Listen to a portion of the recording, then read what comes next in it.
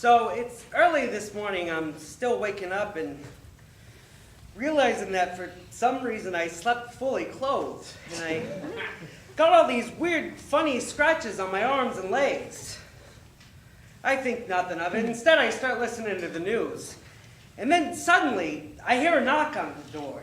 It's Stacy from 2 doors down. She's panicked and still in her robe, and she blurts, "Rod Murphy, I need your help." Well, I typically only take cases at my office downtown, I tell her, but she's a classically attractive young dame, and we've worked together before, so I'm willing to make an exception. We go over to her place, and when we get there, laying on the floor is her dog, a handsome, imposing Rottweiler. Murdered, dead as a doornail, a gigantic kitchen knife still sticking out of its side at an odd angle. Who could have done this? She sobs. So, calmly, I start asking her the routine questions. She locked her door securely, she said. It must have happened overnight because he was happy and healthy the day before. It turns out that some of the other folks living on the floor were quite perturbed by the mongrel's constant barking. Jerry, an auto mechanic, in fact, had called the cops a few days earlier. She found a wrench on the fire escape. Could Jerry have undone the window, only to redo it later, leaving nary a trace of his presence on the inside? There was also Robert, her boyfriend, she said, who hated dogs with a passion. Something about getting bit as a kid set him off. Well, Robert had been over late that last night, and they'd fought tooth and nail. He left his shoe in the closet from when he hung his clothes, apparently having anticipated the night to go better than it did.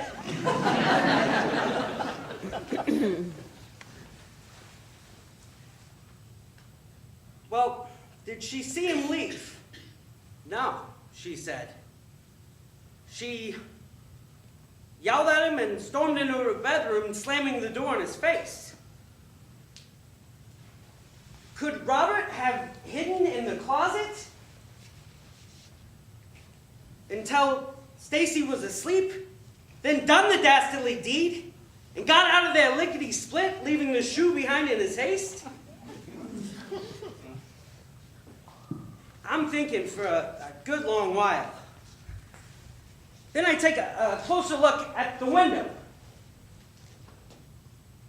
Then another look at the closet. Then back to the knife and the dog. Taking in the whole scene, the evidence otherwise undisturbed. And I'm starting to think that this is a cover-up. There's no way on God's green earth that she didn't do it, in fact, because what I'm seeing just doesn't make sense. When finally a puzzle piece clicks in my head, and I'm forced to conclude that the perpetrator of this heinous crime is none other than myself.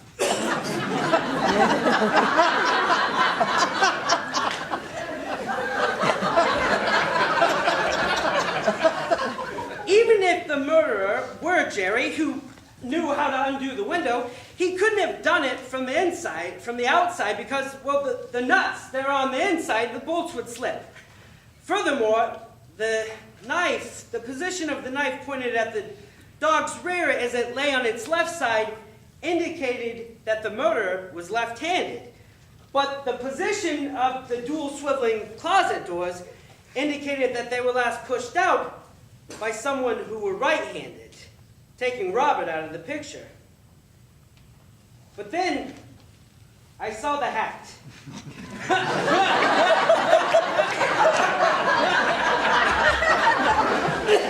A hat that was for a far bigger head than the average man.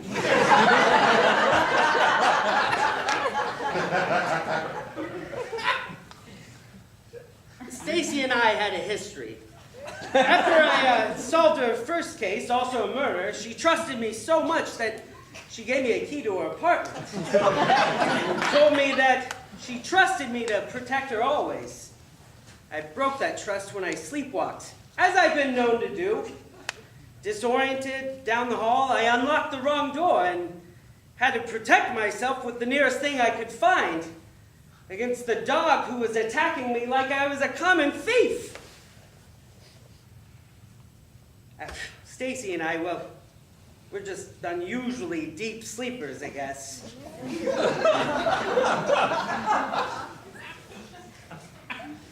She said she could forgive me because I didn't mean to do it.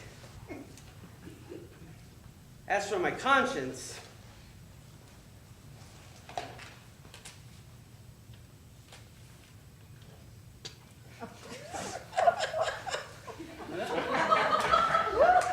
hello, Chief?